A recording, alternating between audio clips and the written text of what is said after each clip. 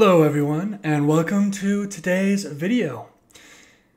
Today, I'm going to be doing another character design challenge.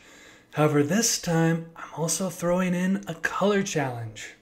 So as I'm designing my character, I have a limited color palette to choose from. So for this challenge, I'll be designing a sassy mummy that can't stop singing, who's surrounded by floating orbs. I will also be limited to using these 5 colors, which this should be really interesting. These are very cool and blue-ish green colors, not something I probably would have used for designing a mummy character. But that's the fun of this challenge. So, let's get started. All right. So as I'm thinking about the design of this character, thinking about the pose, the shape, what the body is going to look like, I wanted a pretty dynamic pose to really show some action and expression. And I did look up some references that helped me get really good ideas and helped me also keep proportions. That's really important. I ultimately went with this drawing because this was my favorite pose that I was doing, and I even did the wrapping and the sketch and it was looking really good. So I decided to go with this one, do a few more details in the face and the microphone and the hand. And I started doing line work.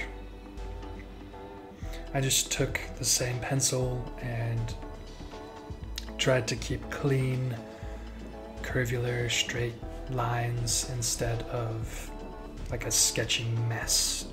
I was just cleaning things up on a different layer. I also make some adjustments here to make sure the microphone is straight. I spent some time doing all of the wrappings. It's also important when you're doing something like this, you want to decide, are there going to be any openings in the wrapping, will some skin show through, and where those points are going to be. I didn't necessarily think about that right away, but because of the way I did this, I was able to easily figure all of that out.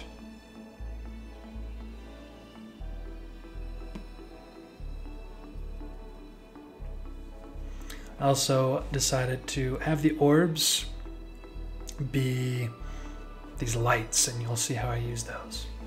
So what I did for this one is I took my selection tool and just tried to quickly outline the figure and then fill it in, and then I go back in to clean up the selection.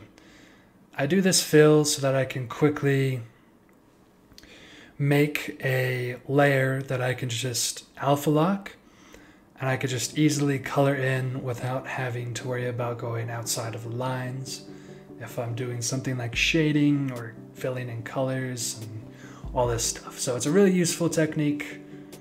I use it all the time for all my drawings. So here I'm start experimenting with some possible colors. I decided to actually make the skin blue and make the wrappings around her this white color, which makes sense. And I think it started to really come together. The colors that came up work really well together. They're all cool colors and they look pretty good. And so I just had to figure out the best way to use these colors. Also, the green was really strange to use because it wasn't this cool blue color, it was a brighter green.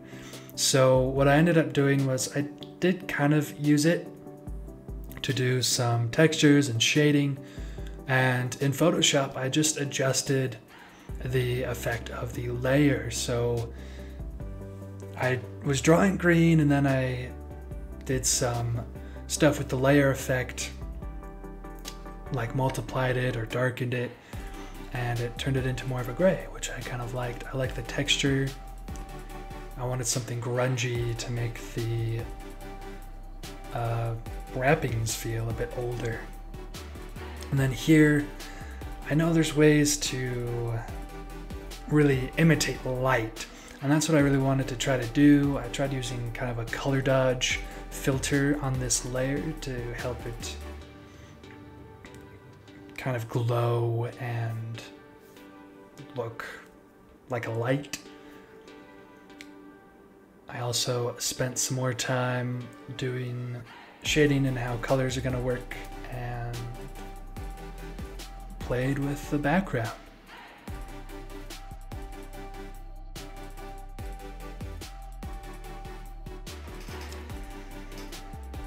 Here she is. Hope you guys enjoyed this video. It was lots of fun to do, and if you liked it, please subscribe and like this video. That'll help this channel to grow and reach other people who would also enjoy this content. I hope you all have a wonderful day, and I will see you all next time. Bye.